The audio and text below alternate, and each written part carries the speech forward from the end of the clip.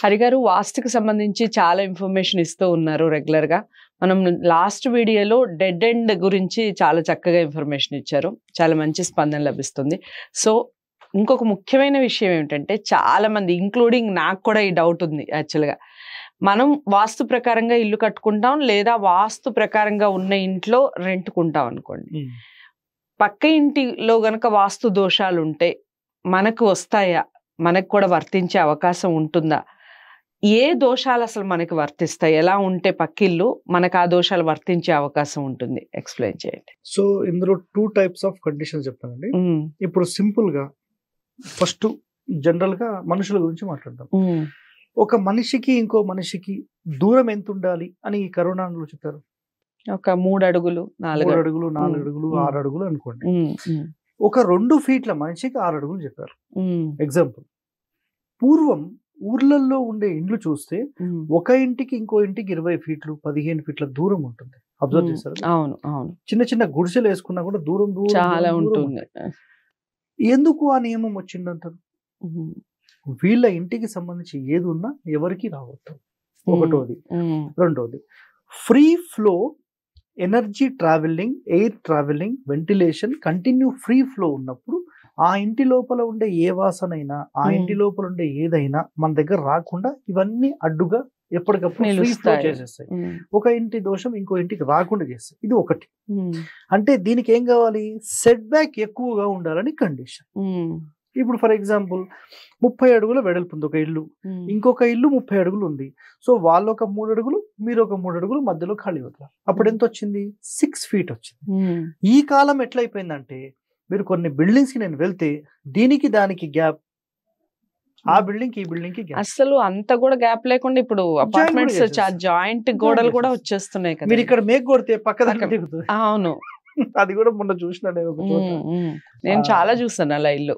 అట్లాంటి అసలు బిల్డింగే కొనకూడదు అది. సో అది అయితే ఈ పక్కింటి దోషాలు అంటే ఫస్ట్ మనకేందంటే ఏదైనా ఆరోగ్య సమస్యలు ఉన్నా రాకుండా ఈ సెట్ బ్యాక్ ప్రొటెక్ట్ చేస్తుంది. ఆరోగ్య సమస్యలు ఉంటాయి, ఇప్పుడు వాళ్ళ ఇంట్లో ఏదన్నా వైరస్ ప్రాబ్లం ఎవరికో వచ్చింది, ఈ ఇంట్లో రాకుండా ఉండాలంటే ఈ సెట్ బ్యాక్ ఉండడం వల్ల ఎప్పటికప్పుడు ఎయిర్ ఫ్లో వెళ్ళిపోవడం వల్ల మీ దగ్గర రావు. ఇది ఒకటోది. ఇప్పుడు రెండోది మాట్లాడదాం. ఇప్పుడు ఒక బిల్డింగ్ నిర్మాణం చేసిన తర్వాత పూర్వం కాంపౌండ్ కట్టలేదు, కట్టారా? కట్టలేదు. మీ ఇంటికి ఆ ఇంటికి సెట్ బ్యాక్ లేదు, ఎగ్జాంపుల్ లేదు. మీ ఇంటి యొక్క దక్షిణంలోనే వాళ్ళు ఒక పెద్ద, అంటే మీ ఇంటి దక్షిణం వాళ్ళ ఇంటికి ఏమవుతుంది? ఉత్తరం అవుతుంది. ఉత్తరంలో వాళ్ళు పెద్ద బావి పెట్టుకున్నారు. ఉండొచ్చా? ఉండకూడదు కదా. 100%. ఇది ఐడియా ఉందా? ఉంది. చాలా మంది ప్రేక్షకులకు అసలు గోడలు ఎందుకు వచ్చాయి, ఒక కాంపౌండ్ కూడా ఎందుకు వచ్చిందని తెలుసుకోవాలి మనం ముందుగా. ఇక్కడ ఏమవుతుందంటే, మీ ప్రధాన ద్వారానికి అపోజిట్, ఒక కిటికీలకు అపోజిట్, లేకపోతే ఇంటికి అపోజిట్ ఏదన్నా దోషం ఉంటే ఆ దోషం తీయలేని సందర్భాల్లో ఒక గోడ కట్టడం వల్ల దాని దోషం అక్కడికి బ్లాక్ అయిపోతుంది. ఇప్పుడు పూర్వం ఏ ఇంటికి కూడా ఏం లేదు, కాంపౌండ్ లేదు. వాళ్ళు ఏం చేశారంటే చాలా క్లియర్ గా పెద్ద పెద్ద స్థలాలు ఉండేవి. అవును. సో దూరంగా పెట్టేవాళ్ళు, ఖాళీ ప్లేస్ ఎక్కువ ఉండేది చాలా. అవును.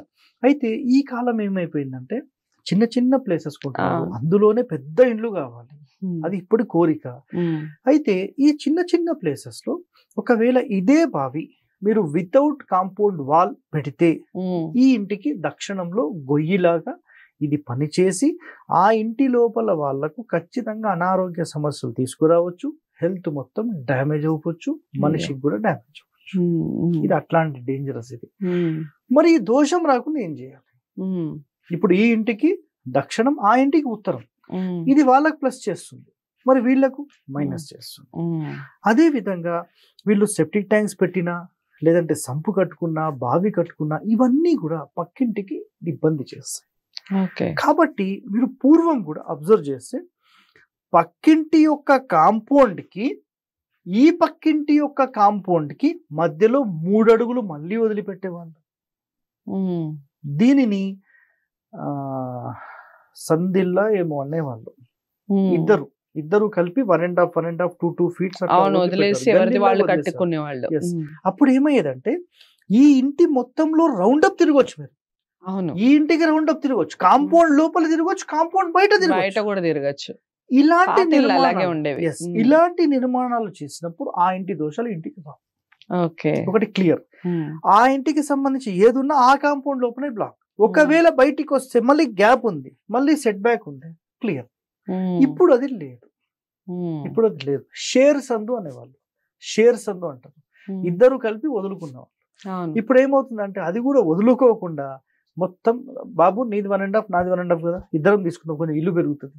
అది ఇప్పుడు పరిస్థితి. అయితే ఈ పక్కింటి దోషాలు అనేవి ఈ సంపులు, బోర్లు, సెప్టిక్ ట్యాంకులు మాక్సిమం గమనించినవి ఇవే, దీనికి మించిన ఏం లేవు. ఇదైతే చాలా ఇంపార్టెంట్. ఇవి రాకుండా ఉండడం కోసం కాంపౌండ్ వాల్ వచ్చింది. సో కాంపౌండ్ ఎప్పుడైతే కడతామో, పునాదుల నుంచి తీసి ఎప్పుడైతే ఇవన్నీ కడుతుంటామో, అప్పుడు ఆటోమేటిక్ ఏమవుతుందంటే దాని దోషం అక్కడికి బ్లాక్ అవుతుంది, లోపల ప్రవేశించాలి. పక్కింటి వాళ్ళు కూడా కాంపౌండ్ కట్టారనుకోండి, 2 కాంపౌండ్స్ ఉంటే వాళ్ళది ఏదున్నా మంచి చెడులు ఆ కాంపౌండ్ లోపల వాళ్ళకి, ఏదున్నా ఈ కాంపౌండ్ లోపల వాళ్ళకి. సో పక్కింటి దోషాలు రాకుండా ఈ కాంపౌండ్ వాల్స్ మనం నిర్మిస్తే చాలా సింపుల్ గా అయిపోతుంది. సో కాంపౌండ్ యొక్క ప్రాముఖ్యత ఇది. పూర్వం కట్టలేదు కదా అనే పనికిమాలిన ప్రశ్నలు అడిగేవాళ్ళు మళ్ళీ ఉంటారు. అందుకనే ఈ వీడియో మొత్తం చూస్తేనే అర్థం సో అసలు కాంపౌండ్ వాళ్ళ యొక్క ప్రాముఖ్యత ఏమిటి, అసలు ఎందుకు వచ్చినాయి ఈ కాంపౌండ్ వాళ్ళు అంటే, పక్కింటి దోషాలు మరి మనకు వస్తాయా రావా అని తెలుసుకోవాలి అంటే వీడియో మొత్తాన్ని చూడండి. కాంపౌండ్ వాళ్ళు కూడా ఎందుకు వస్తాయి అనేది కూడా అర్థమవుతుంది. సో వీడియో చాలా చక్కగా క్లియర్ గా ఎక్స్ప్లెయిన్ చేశారు హరి గారు. మీకు ఇంకా డౌట్స్ ఉంటే కామెంట్ బాక్స్లో తెలియజేయండి. వాస్తుకు సంబంధించిన ఎటువంటి ఇన్ఫర్మేషన్ కోసమైనా స్క్రీన్ మీద కనపడే నెంబర్కి కాల్ చేయండి. హరిగారు అపాయింట్మెంట్ కోసం కూడా స్క్రీన్ మీద కనపడే నెంబర్కే కాల్ చేయాల్సి ఉంటుంది. ఇక మరో మంచి వీడియోతో మళ్ళీ మీ ముందుకు వస్తాను. తప్పకుండా ఈ వీడియోని అందరూ లైక్ చేసి షేర్ చేస్తారనుకుంటున్నాను. ఛానల్ని సబ్స్క్రైబ్ చేసుకోవడం మర్చిపోకండి. నమస్తే.